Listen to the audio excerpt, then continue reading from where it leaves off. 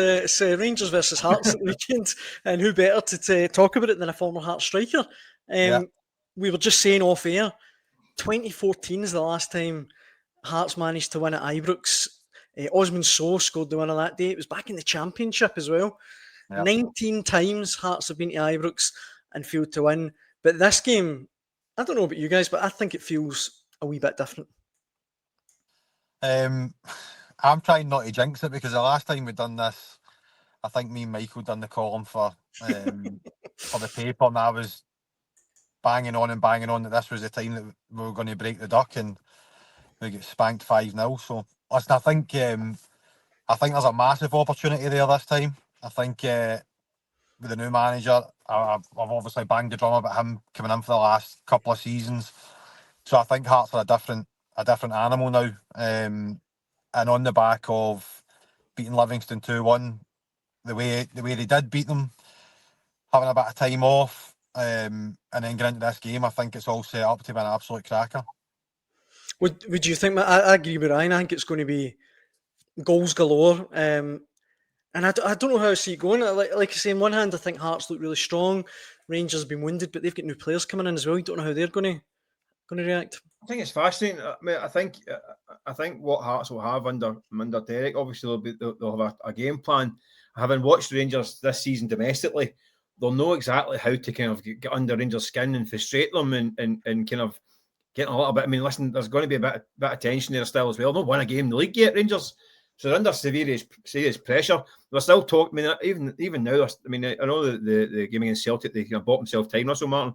There's even talk that if he doesn't win this game, he's going to be in the sugar peg again. So they're under serious pressure, and I think it's the worst possible game for Rangers because I think McInnes will have some sort of plan to frustrate and get that crowd turning again. I mean, I think that Hearts game that Ryan's mentioned, the early goal is crucial. If they can avoid going behind the early, that tension is going to get cranked up minute by minute. You get to half time and it's goalless. You know there's going to be grumbles. I mean, and you can play on that, can't they? I can tell you exactly how that team talk will go, and it'll literally be, let's get to 25 to 30 minutes, and this place will implode. Yeah, and it will do. I think just the full attitude and the sort of vibe round about Rangers just now. If Hearts can get to half an hour to 35 minutes without conceding a goal, without conceding any glaring chances, I honestly think that it'll just turn into absolute chaos in there, and that's exactly what Dell will be saying to them. We've got some comments coming in. If you're watching at home, please let us know your thoughts. We'll try and read them out. Craig in the comments says, it's good to see Ryan on the show. Thought he was a great player with Hearts. This one, John says, the first goal is crucial. If Hearts get it, it will be an angry Ibrox. But Mark says, you're completely wrong, chaps. 99% certain Hearts will do the usual capitulation. So, that's a fair point as well, because as much as I'm sitting here saying Hearts have been doing well and this and that, and we can say all we want about Hearts, but 2014 is the last time that they've went to Ibrox and won. So, and Rangers, listen, don't get away from it. Rangers have got good players, but I just think that under Derek, I think there's no better manager in Scotland to have a game plan, to have his players. I said it in my column this week. I think right for the start, as in getting off the bus, he'll have been in the players' ears. Make sure when you walk off this bus and you go through the doors that you walk off with a swagger. When you get into the warm-up, make sure you get in the warm-up. And if any of the Rangers players catch your eyes in the warm-up, they think, oh no. And it puts them on the back foot. I just think he could be the manager to get us that victory. How do you think he will? I mean, I'm assuming that they're talking about keeping it tight for the first half and let the tension build and all that stuff. But see, getting Hearts, would you be tempted to kind of go, this Rangers defence has been creaky all season, under pressure? Listen, we've seen Alaba creating chances against them. Motherwell, Dundee, his team. Is there a case to say, get at them early and try and put them more, or do you try and be cagey about it? How do you think that you could go about it? No, I wouldn't just be going there and sitting in. I think what Derek will do, and I think he said it against after the win against Livingston, was they have to get back to clean sheets. But that doesn't just mean parking the bus. I think they'll still look to get the ball wide. I think they'll look to get the ball in the box, because I think even getting the ball wide and getting the ball in the box, and there've been crosses coming in the box, the Rangers fans will get antsy at that anyway, regardless if it's a good cross or a bad cross. Just get it wide, get it in the box, ask questions of the defence. Mate, you go back to this all about playing football and that, can you turn them? Can you get the centre half running back towards their own goals? Because if they're running back towards their own goals and they put it out for a throw in, the fans get a bit anxious again. And it's all these things, mate, that I think that I think they'll look to do. But ultimately, what I think the staple point of it will be, let's try and keep it as long as possible without any chances or obviously conceding a goal. I mean, look, I don't want to single anyone out. Obviously, Rangers haven't had a great start to the season, but particularly if Giga plays as well. If I was a Hearts striker, I mean, you've been a striker, Ryan, I would fancy my chances going up against him. He looks like a bag of nerves every time he plays. Well, I mean, obviously, anytime I played up front, if there was somebody that was maybe going through a bad patch, all you would do is just hang on that guy.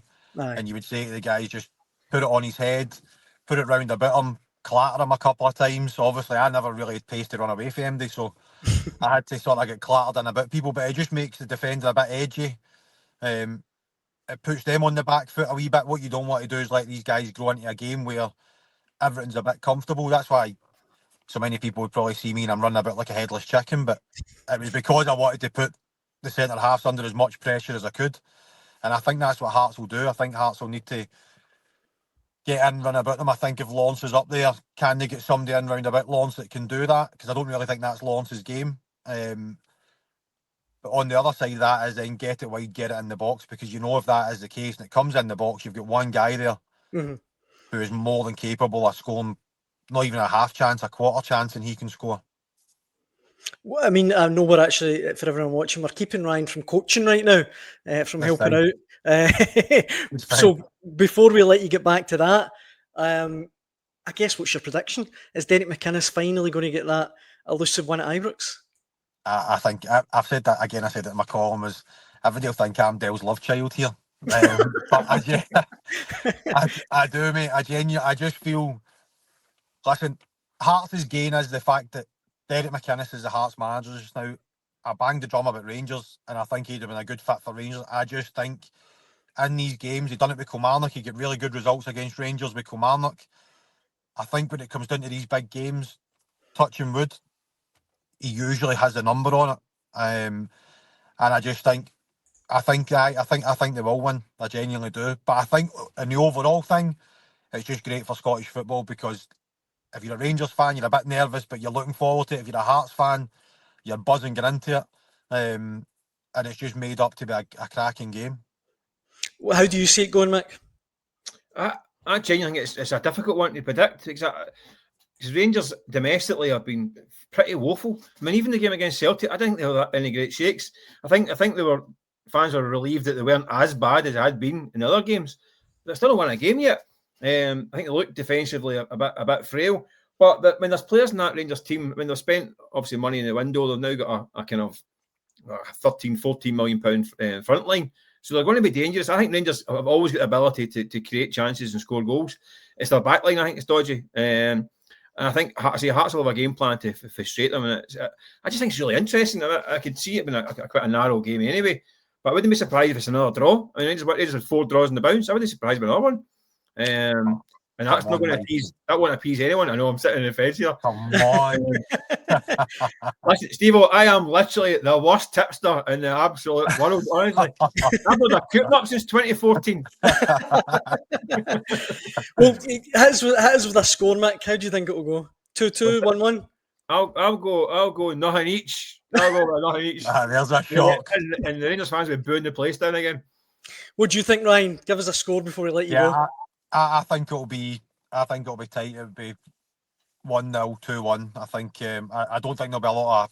It wouldn't be like a 2-0 or a 3-0. I'm saying that if Hearts are to win, I think it would be close.